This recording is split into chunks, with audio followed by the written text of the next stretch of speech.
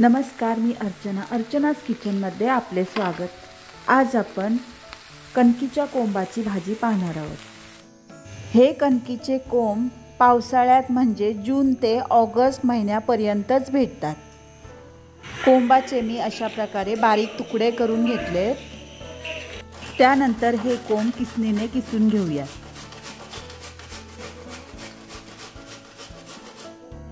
हे पहा, बारीक किसणीने कोंब किसायचे नाहीत।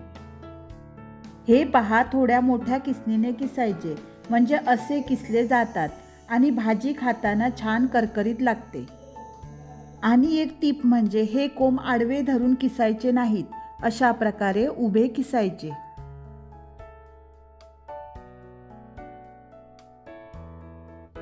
हे पहा, सर्व कोंब किसून झालेले आहेत। कोंब थोडे कडवट असतात, म्हणून ते घट्ट पिळून त्यातील पाणी काढूयात।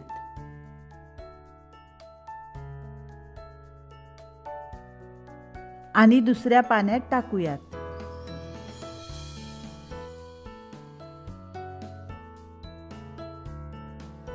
हे पहा, सर्व कोंब पिळून झालेले आहेत आणि त्यातील हे पाणी टाकून द्यायचे आहेत।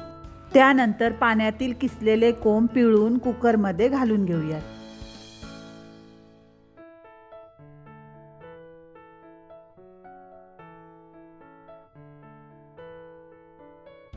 कोंबाची कापं बुडेल इतपत पाणी घालूया। 1 चमचा मीठ घालून झाकण लावून 3 ते 4 शिट्या काढूयात।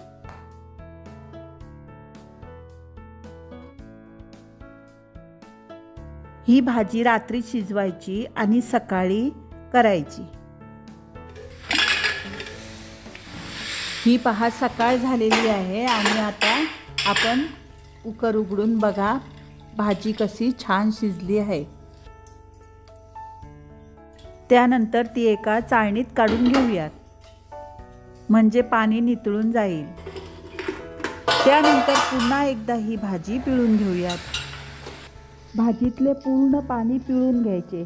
जेवढी भाजी तुम्ही पिळून घ्याल तेवढी भाजी सुकी आणि चवीलाही छान लागेल।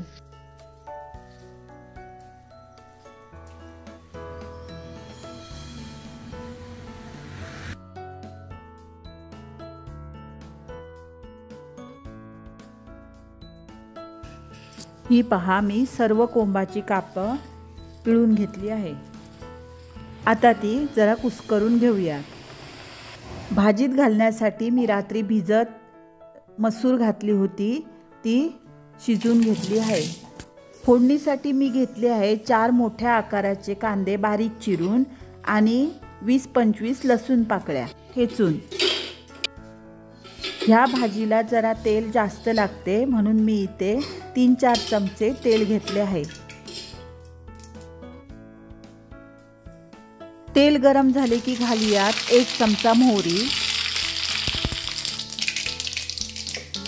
मोहरी छान तडतडले की घालूयात लसूण।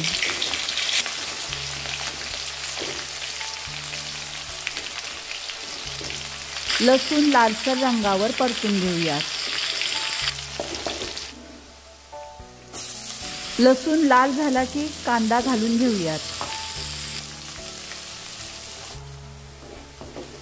कांदा सुद्धा लाल रंग येईपर्यंत परतून घेऊयात।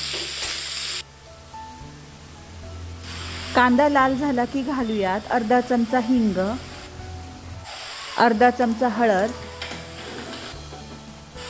1-2 चमचे लाल तिखट आणि चवीपुरते मीठ। हे सर्व चांगले परतून घेऊयात।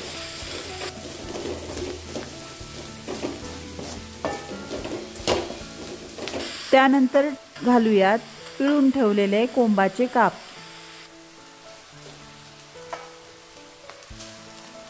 आणि सर्व एकजीव होईपर्यंत परतून घेऊयात।